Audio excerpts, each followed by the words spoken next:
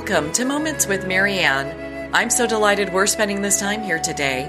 We have a very inspiring show coming right up with special guests, Adam-la-reau and Paul-mccaulloughh. And they're here today to share with us not only their company, O2X, but also their new book, Human Performance for Tactical Athletes. Now, Adam is a co-founder of O2X and a former Navy SEAL. Adam was the first successful candidate to pass SEAL training directly from the U.S. Merchant Marine Academy, and he went on to have a very successful career as a SEAL officer. He's also the founder of a nonprofit called One Summit that helps connect special operation warriors with children battling cancer. Paul-mccaulloughh is also a former Navy SEAL and spent his career in the Navy SEAL Team 8 and Naval Special Warfare Development Group. Throughout his service, Paul conducted numerous combat deployments in support of Operation Iraqi Freedom, Operation Enduring Freedom, and many other operations. So let's welcome to the show Adam-la-reau and Paul-mccaulloughh. Thank you. Thanks for having us on. Thanks, Marianne. Yeah, what a pleasure and honor it is to have you both here. And of course, I want to say thank you both for your service. I mean, you guys show what true Americans are all about and what heroes are all about. And I'm so excited that we get to talk not only about your book, but your company, O2X, and how it's helping first responders and pretty much any of our tactical athletes.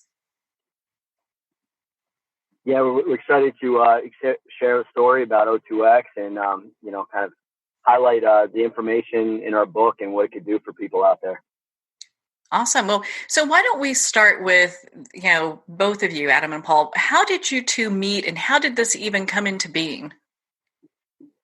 So Paul and I were teammates in the SEAL teams for, just a little under 12 years.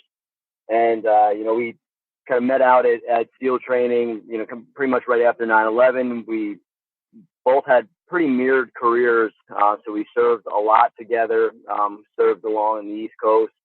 And over that time, we became really good friends. So it's been about 17 years now that we've known each other. And, leaving the service, and taking off the uniform, we had a lot of thoughts about what was next. Where is our ways to, continue to serve, what we can do for others. We had both had a passion of helping other people, and other groups and organizations and people that are making extreme sacrifices for us every day. And a lot of that is our tactical community. So the fire, police, EMS, the military, all those in, the government service.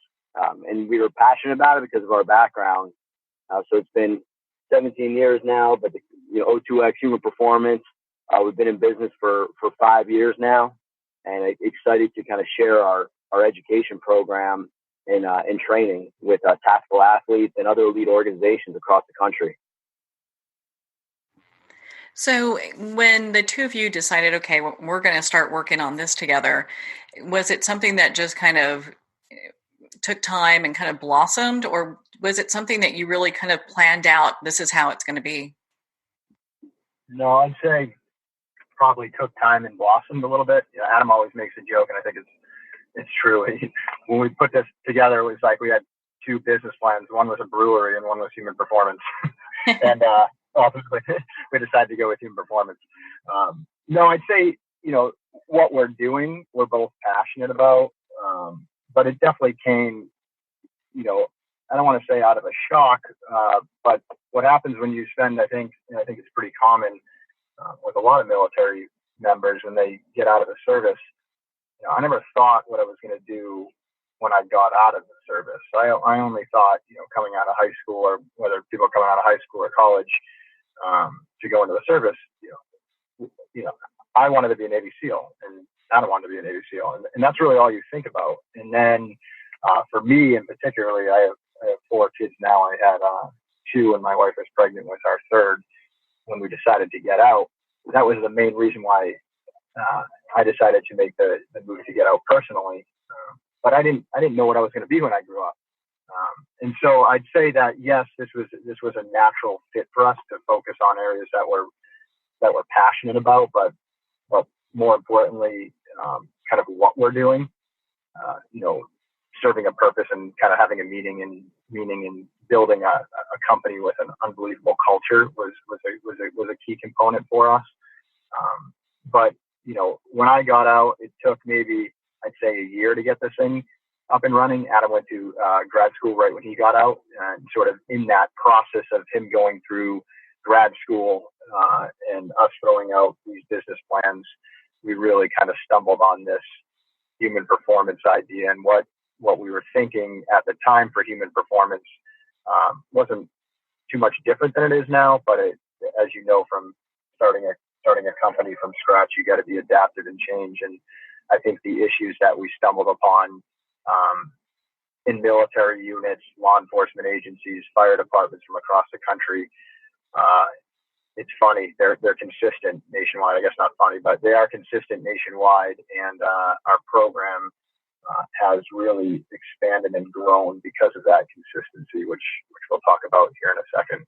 Yeah, Marianne, it's nice that, when Paul and I, obviously an immense amount of trust and respect for each other, and, as teammates and then close friends and our families knowing each other. I mean, we wanted to build a company that was a family, and, had strong values, trust, integrity, over delivering on, our product and service, just being a resource for other organizations or clients to come to, and that we were extremely reliable.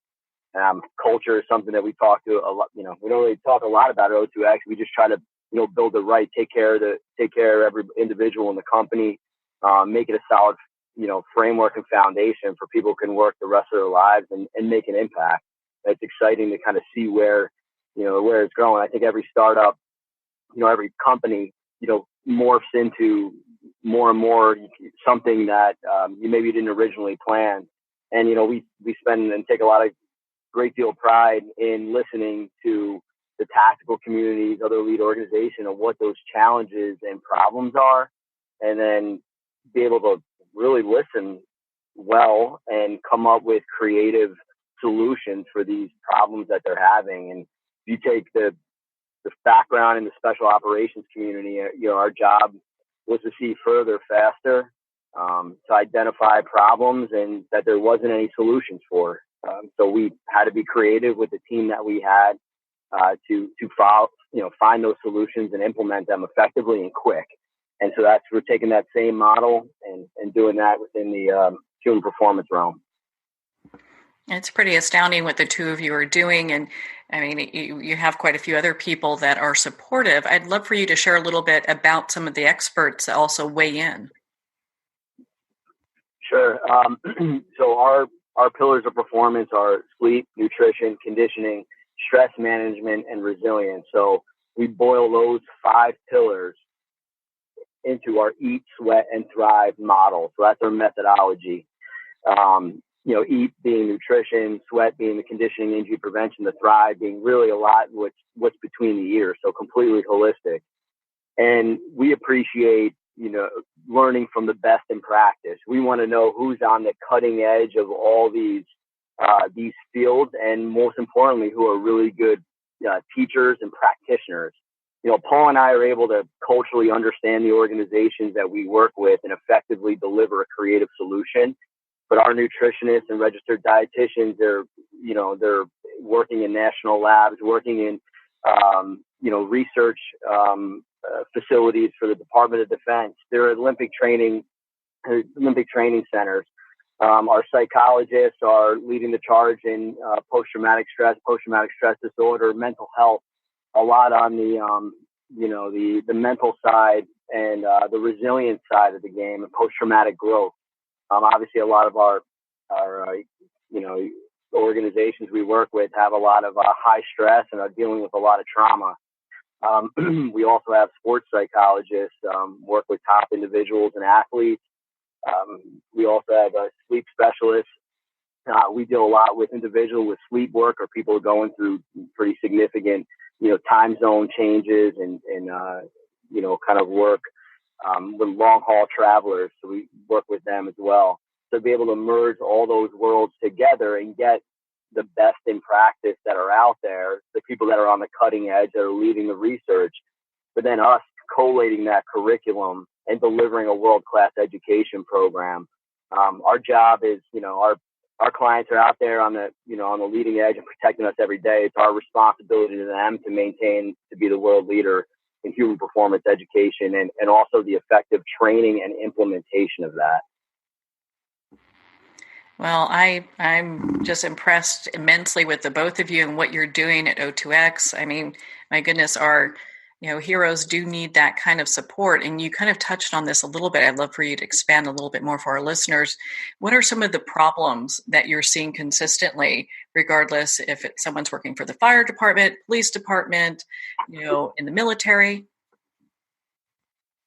Yeah, that's a great question, and that kind of highlights what I was talking about with the consistency from the problems across the country. So when we first started working with Boston Fire 4 to 5 years ago, it was sort of luck and timing in our part. Like, we had some work happening with a lot of sport teams, Harvard hockey and UNH soccer and Chicago Blackhawks we work with now for a lot of the mental performance training for their prospects, and that kind of realm of people. And we didn't have a fire department or a law enforcement agency at the time. We had some work a little bit with some small military units, but nothing really in the kind of first responder space. And so we lucked out. We had my brother-in-law's on Boston Fire, have some close friends on Boston Fire, and we got a meeting with Commissioner Finn. And he was relatively new at the time, and there was a bit of this regime change happening. And so it really worked in our favor, I think, from a leader that stepped in, that put health and wellness of his members at the highest priority. We're Boston Fire's oldest fire department in the country, super traditional. And with all that tradition, there's so many positive pieces with it, from like the brotherhood to, just a close-knit community. But with that tradition, oftentimes with any of these type of units, there's some toxic cocktails that happen, and a lot of them happen mostly from the neck up type stuff. But with when Joe Finn came in, I'd say he was heavily looking at the orthopedic injuries. They're right around 1,500 firefighters, and they were having somewhere between 150, I want to say, to 180 orthopedic injuries a year on the job. Shoulder injuries was a huge highlight for him at the time. And I remember the first conversation, just hearing about how many shoulder injuries are happening a year. And so he was like, "Hey, what can you do for us on these, on these orthopedic injuries? Can you help with this?" And for us, that was the easy button. We're like, "Yeah, of course. We can do a lot of prehab, rehab, strength and conditioning, dynamic warm-ups, mobility, functional movement, all that kind of stuff to try to put a dent in the orthopedic injuries." But he was, I think, progressive enough and smart enough to allow us to take our methodology and expand upon this idea that human performance is not physical fitness, right? Human performance is well-rounded, and let us see what else is going on, in the department. And when we were able to do that, the stuff that we learned about was, quite frankly, pretty alarming. They had, like I said, all those orthopedic injuries. They had cardiac events on a regular basis. Maybe not all of them were heart attacks. A lot of them were, but a lot of times when you get a heart attack in these professions, they can be career-ending, forced retirement, or obviously, of course, you can lose your life. Then they had cancer through the roof. They still are averaging every 3 weeks, I think, a new cancer case on Boston. That is a huge problem in the fire service. Cancer is just an epidemic, and part of it is the lifestyle, right? From the breathing the stuff that they're not supposed to breathe from car fires, or their gear, or these houses are super old, and the trucks are pulling in and out areas where it might be near a kitchen where they're eating their food. So cancer is through the roof. And then the last piece is this whole Thrive topic here. We're talking about the mental health from behavioral health. So everything from post-traumatic stress disorder, sleep issues, PTSD, the issues from the behavioral health side of the house from issues out in town to suicides is horrible, and it's consistent nationwide. And so what we were able to do is take our kind of complete approach with Boston in a format where we were to train up sort of a few members from each house, and then they would bring this information back to the house. And we've learned over the course of time that sort of format, while it works okay with some of these groups, it's really challenging to just train up a small portion of individuals and tell them to bring back all this content of, cardiac issues, behavioral health, cancer, orthopedic injuries, and tell them that we're going to send, let's put 30 people in a 2,000 person agency through our program, and they're going to bring all this information back to everyone. And so we just learned with time that no one's going to come through any of our programs and leave as a dietitian, a strength and conditioning coach, a resilience expert, a mental performance coach, nutrition, whatever. Like, they're not going to leave as all these things. And so what we've done with Boston is we've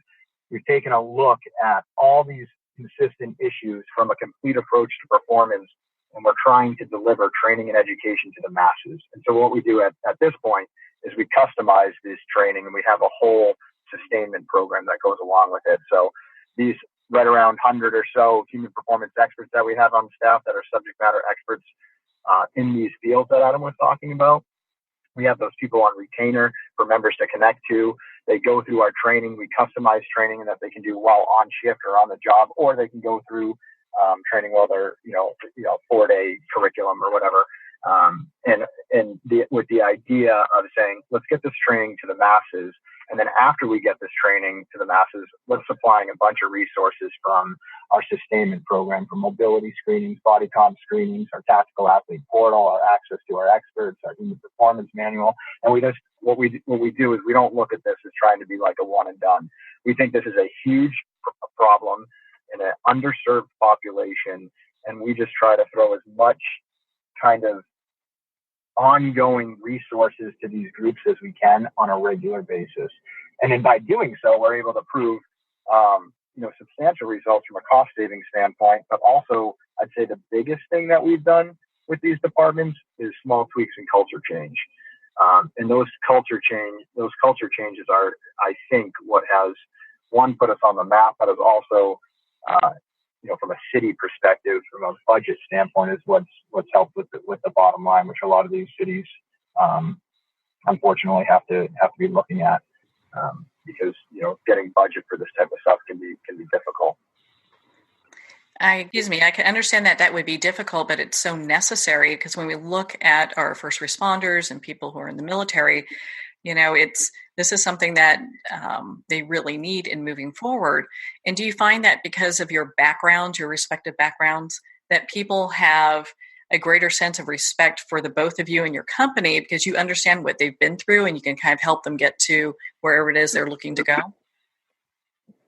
I think it's definitely trust there because of the background, because of our experiences, but also because of they see the passion that not only that we have in delivering like a world-class program, but the specialists as well. They definitely know that we've been like practitioners of this. I mean, a lot of the reason why we came up with the model we did is because, we saw firsthand in the military that the tempo and pace was tough to sustain. We're at, significant amount of consecutive years now with, sustained combat operations, and to sustain that high level performance over time is challenging. We're preparing people for 30-year careers. These are professional, these are professions that are not 3.5 years like the average career of an NFL player. These are long duration careers. So how do we sustain that high level performance over time? And we talk about that because, we looked at the energy management, the short and long-term memory. We looked at, the issues with sleep and shift work. We looked at the injury rates, just how overall we all felt towards the end of our career, but also looked around at our teammates and like, we have to be able to do this better. How can we create something that is sustainable? How can we talk about performance, longevity, and durability? And when we tell our stories and our specialists, and they see the passion through our specialists, they really, they get on board. They're like, there is a problem. No one debates what the challenges are. What's innovative is guys like leaders like Commissioner Joe Finn, and we work with all throughout DC, Maryland, Virginia, Florida, Montana, Texas. Look at these areas, these departments, whether it's police, fire, military, EMS. Those are the ones that are like stepping up. Like, we need to make this a priority. We need to do more for our men. We demand a lot of them, but we need to take care of them. Yeah, I'll echo on that. I think that what you see now is it really depends on the leadership, right? So there's some leaders that we've seen that are, I think, stuck in their ways, and I guess that's fine, but they're not going to create those culture changes. You have to be willing to look outside the box, and a lot of the organizations that we work with all stem from leadership that's willing to kind of try to tackle this head on at a complete approach, recognize the issues at hand. I think what you're getting to with your question is 100% fair. I think part of the reason why is that trust, but we have practitioners in all of our trainings, and these practitioners are, whether they're former SEALs or Green Berets or former firefighters or Army Rangers or Delta guys or whoever it is that's part of our brand from a practitioner standpoint. Those people speak the same language as these law enforcement officers or these firefighters or these guys in these military units. So to be able to do that, I think is difficult and rare, and I think that's why anyone could grab a nutritionist and say, hey, come in and talk to this group.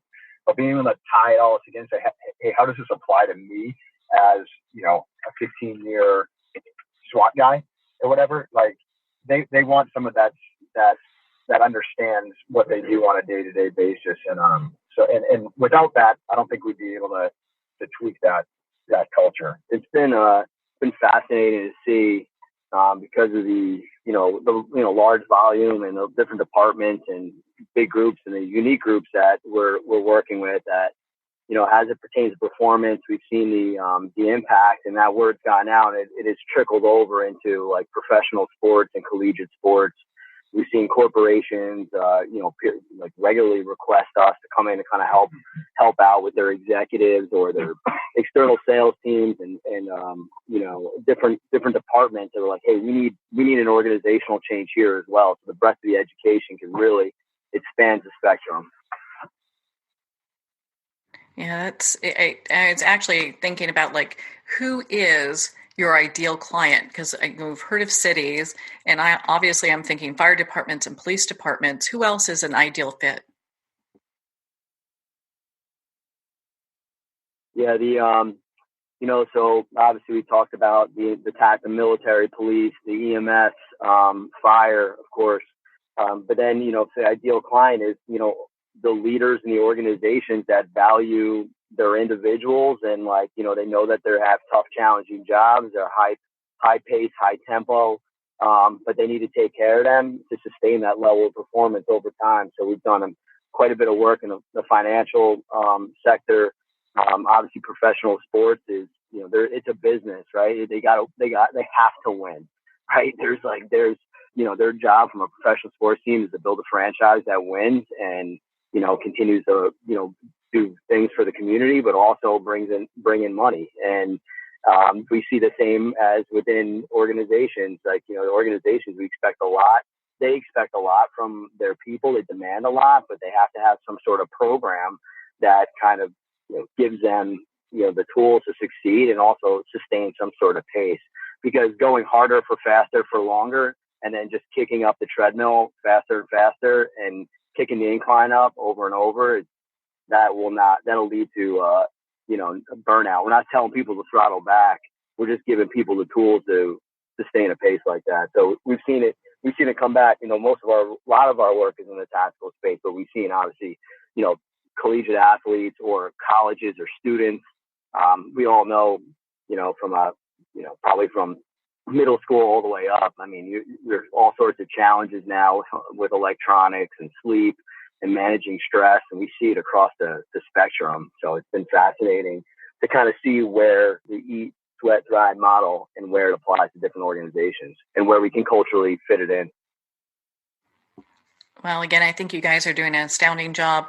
And congratulations, by the way. I heard you just released a new book, and I'd love for you to share that with our listeners. Yeah, absolutely. I think that the book that we released is, this is me saying it, but I think it's pretty awesome.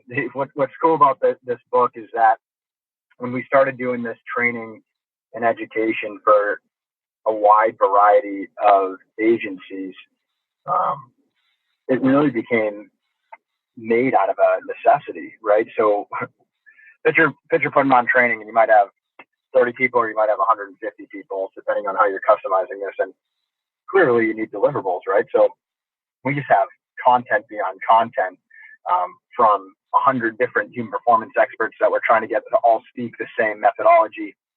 And so we'd be printing out 300-page binders, thousands of them on a regular basis to bring this up, and we customize these binders. So very quickly it became like, okay, we need to turn this thing into a manual. And I think what's awesome about this manual is that it kind of serves two purposes. One is that we can actually teach off this thing, because nothing we have is a fad, right? So we're not talking about pushing the O2X, nutrition plan, or here's the O2X workout that you have to do, right? We talk about everything from quality, quantity, timing of food and blood sugar stabilization. And we talk about our prepare, sweat, recover with strength and conditioning and, the mental performance side. So it's very much a complete approach, but it's not a fad, right? So we teach off this program as if you're going through History 101 at a university or whatever. But in the same sense, it's also a great read, right? Where it's broken down. I don't want to say stupid simple. There's a lot of science behind it. It's science-backed, evidence-based. You really can't poke holes in it from the amount of people that put their kind of hands in the pot to put this book together. But it's a great read to just having your book at the airport or whatever, while you're traveling. There's a lot of people that read this thing cover to cover, and then they just keep it as a resource, from workouts on the road to healthy tips while they're traveling, or they want something on mindfulness, or they want something on visualization, or they want something on how to get big, how to run a marathon. Right? It's very much a complete approach. We have awesome endorsements in there, which I think has helped for the sort of the buy-in for people that don't know who O2X is. Former Secretary of Defense, former Secretary of Defense Donald Rumsfeld wrote the foreword, which is really cool. Former General McChrystal is endorsed in it. Ted Donato from Harvard Hockey. James Kerr, and a former Boston Bruin, James Kerr wrote the book Legacies in it. And then, of course, the book is full of all these vignettes from all these people that have overcome adversity in their own lives to personal stories from our subject matter experts. And so I think the book has taken off. It's taken off big time with the tactical athlete population, but we've actually done really well with private corporations, like Adam mentioned, with like private equity firms or financial services that just want an edge and kind of put human performance at the top of their agenda. And they've done a lot of bought books for their sales team or whatever, and we've had nothing but really great feedback from the manual. So it's been exciting watching that thing kind of get off the shelves and get out there. And I mean, it's new. I mean, we just released this thing within 6 months, right? 4 to 6 months ago, and it's been pretty successful. It was an awesome journey for us. It was long. I mean, Paul and I certainly haven't. We did not produce any books before this one, but it was quite an experience for us, and it was such a collaborative effort with the whole team. All of our specialists got involved. We wanted to make sure that it was, the most cutting edge book that was out there in human performance, and it holistically covered everything from head to toe, inside and out. And it took 2.5 years to put together. I was very, very proud of it, but very proud of the team that was able to kind of pull together and pull it together and make sure that the references and resources were the most up to date, and it's the most current book out there. Yeah, and I think the title could throw some people off for anyone that wants to. not throw people off, but we say human performance and tactical athletes. That's clearly our bread and butter and who we're focusing on. But it's important to kind of recognize, like, what is a tactical athlete? When we're talking about tactical athletes, we're really highlighting people that they don't have a season, right? They're not people that are trying to have a 3-year career, not necessarily in like a professional sports league.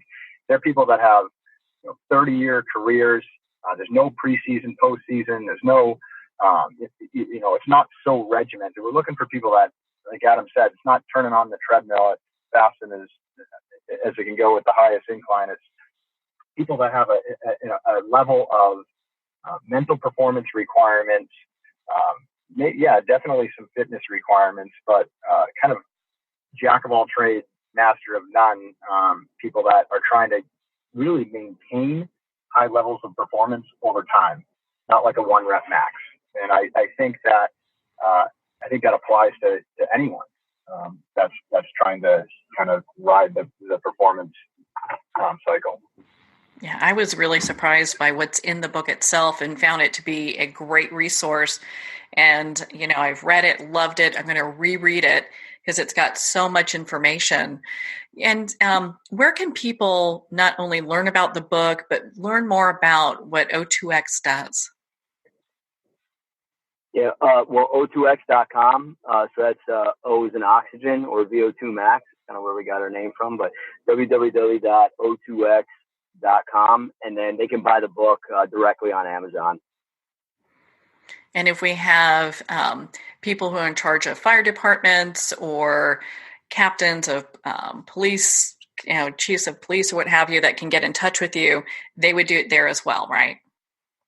Yep, there's a request form in there for whether it's departments or organizations that are looking to bring a human performance program or kind of get an edge and look at taking care of their people. They can go right through the website, and it redirects, or info@O2X.com. But you can do that right online, right on O2X.com, and it goes right to Paul and I. So we handle all those inbounds directly. Yeah, and I think the highlight there is that, like, we're willing to, customize for anyone that wants to reach out. Even if it's not someone that wants to reach out to try to necessarily work with us, we're happy to help out in any way by sharing information and being collaborative. For us, it's we're really trying to make an impact in this space, and I think we are. And I think it, like we said earlier, it definitely is an underserved population, and anything we can do to help. Definitely feel free to reach out, either info@O2X.com or the website or whatever, and we'll do whatever we can to help. Well, thank you both, Paul and Adam, for everything that you're doing. Gosh, I'm a big supporter of your work. Thank you for taking the time to be on the show with us here today. Yeah, thank you. Thanks for having us on. Yeah, thanks a lot. I appreciate it.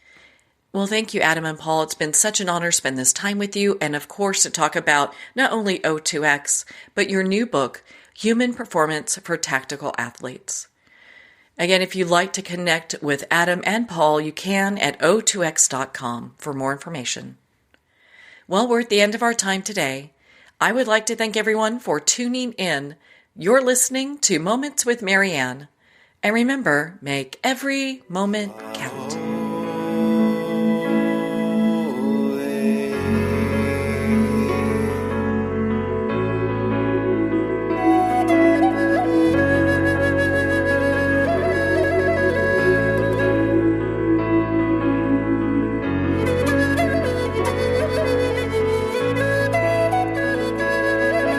In a single moment, your life can change. Moments with Marianne is a transformative hour that covers an endless array of topics with the best of the best. Her guests are leaders in their fields, ranging from inspirational authors, top industry leaders, and business and spiritual entrepreneurs. Each guest is gifted and a true visionary, a recognized leader in her own work, and while teaching others to develop, refocus, and grow, Marianne will bring the best guest and sometimes a special surprise. Don't miss this. You never know just which moment will change your life forever. Moments with Marianne airs every Sunday, Monday, Thursday, and Friday at 8 p.m. Eastern and 5 p.m. Pacific Time. Make sure to tune in and visit momentswithmarianne.com for more information.